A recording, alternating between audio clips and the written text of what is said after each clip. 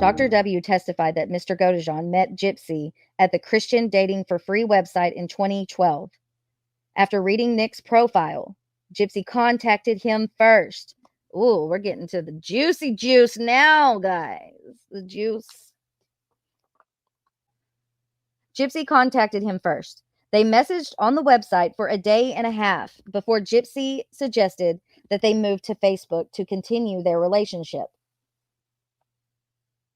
Dr. W testified that, as is typical with autistic people, Mr. Godejohn did not initiate, but was responding to the direction he was getting. Mr. Godejohn kept a journal between 2012 and Ooh, I want to see this journal. Show us the journal. Mr. Godejohn kept a journal between 2012 and 2015 that detailed his online relationship with Gypsy. Dr. W testified that the journal reflects Mr. Godejohn's ASD/Asperger's because it mostly recounts facts instead of qualitative emotional content. He wrote good night to himself. Once he wrote, note to self, always keep Gypsy close, for she is everything I ever wanted, end quote. He also noted that he and Gypsy were becoming in sync with each other by their communication. The journal reflects that the relationship was all-encompassing to Mr. Godejohn. Dr. W received the large number of videos that Gypsy sent to Mr. Godejohn. The large number of videos that Gypsy sent to Mr. Godejohn. Please release these videos. Okay. The large number of videos that Gypsy sent to Mr. Godejohn and the ones that Mr. Godejohn sent back. The videos span from February 2013 to May 26, 2015. Also communicated with Nick from her, Demona Love Slave account. I need to know more about Demona, Gypsy. Can you get back to me on that? Thank you. In many videos, she was depicted in role-playing personas, as well as being naked and masturbating. Oh, Gypsy. Gypsy. Why, Gypsy? Why? Lord have mercy. Demona. Ugh. They both took turns being dominant and submissive, or, quote, master and, quote, slave. Gypsy told Mr. Godejohn when it was his turn to be master or slave. This is wow. Dr. W found that the videos from Gypsy to Mr. Godejohn were instructional videos. Interesting. Autistic people receive their information about the social requirements of relationships from the structure of videos rather than the outside world. Mr. Godejohn was receiving his information about the requirements for his social relationship from the videos and not from anywhere else. The various persona were feeding Mr. Godejohn instructions. Oh my God. On the subject of love, for example, she instructed him, if you love me, you will do this. If you love me, you will do that. The instruction videos, wow, I'm just like, oh my God. I can't wait till the actual evidence is released. Ooh. The instruction videos demonstrated how to stab someone. The instruction videos demonstrated how to stab somebody. They were instruction videos that told him what the rewards would be for appropriate behavior, and they were instructional videos that told him what the punishment would be for behavior that the person did not like. It was a process of shaping a person who had social deficits into action of some form that would demonstrate his love for her. Gypsy, you are twisted. You are so gross. What you did to this kid is so disgusting. You sick, twisted, demented little twit. Yeah, I said it. I said it. Good luck, Ryan. You are sick, man. She knew what she was doing the entire time. 2 years. Dr. W testified that the videos would affect Mr. Godejohn differently than a non-autistic person because the videos would totally define Nick's reality. There would not be a separate Nick out in the real world who could second guess his role playing. When she was in the role playing situations, he, quote, in quotes, he was totally there. He was totally there in an instructional setting where she laid the ground rules for how he was to relate to her. Wow. Show the videos, put the evidence out. We need to see it. Give this kid a new trial. This guy needs a new trial. Wow. Dr. W found Gypsy's videos to be fascinating because each role had its own set of rules. Get ready for this. So you had Demona, that was the master who was telling Nick that, quote, if you do what I want you to do, there will be sex and there will be favors. If you don't, there will be punishment. I'll take away Gypsy. Oh my God. Pause for a moment, please, for a moment. Hold up. Wait a minute. Okay. So I found this video on TikTok and I was like, what the fuck? Who is this? I've talked about this video. Here's Demona right here. And at first, I didn't understand why she was saying, I'm going to use the one card that I have over you, Gypsy. I thought she was talking about her mother. Like, I'll use the one card that I have over you, Gypsy, like in the first person talking to her as Gypsy. No, we just read that it was Demona. This is Demona on a video chat with Nicholas telling him, I'm going to use the one card that I have over you, and that card is Gypsy. I use the one card that I have over you. I use the one card that I have over you. Wow. I use the one card that I have over you. I use the one card that I have over you. Well, that changes the tone of that video after reading that. All right, let's continue. So you had Demona, that was the master who was telling Nick that, quote, if you do what I want you to do, there will be sex and there will be favors. If you don't, there will be punishment. I'll take away Gypsy. And then we have this later character introduced that basically shows up in a red wig and gives him instructions about how to hurt people, and that we're going to rob and steal and all the rest of the stuff. So to me, it was just a very organized attempt to manipulate someone who didn't have the social judgment to really suspend belief. Whoa. Dr. W testified that role playing is the primary way that people with ASD use to build their relationships with others. The actual physical social interaction with people social interaction with people is too threatening, has too much information, so they can't process it. There are treatment programs that are based on role-playing games online. People like Nick are still autistic even when they are role-playing and losing themselves to the characters.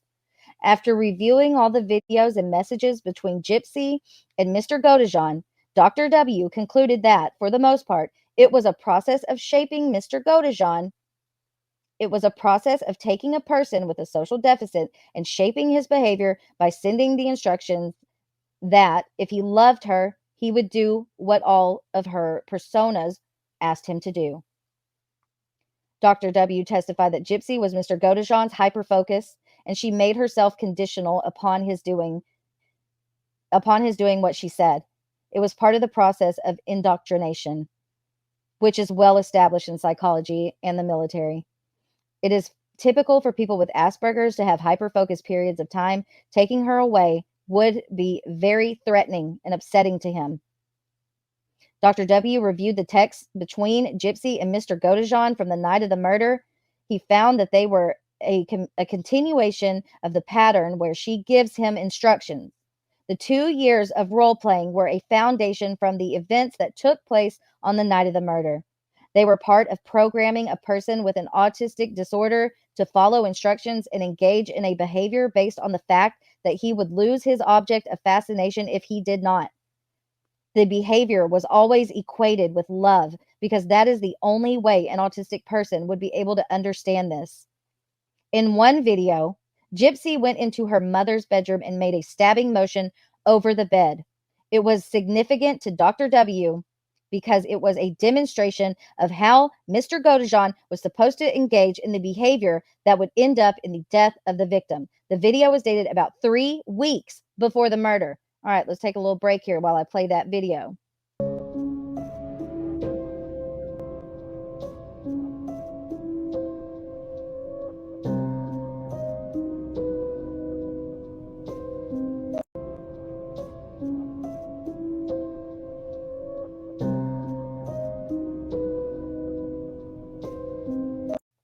Oh, Jip Jip.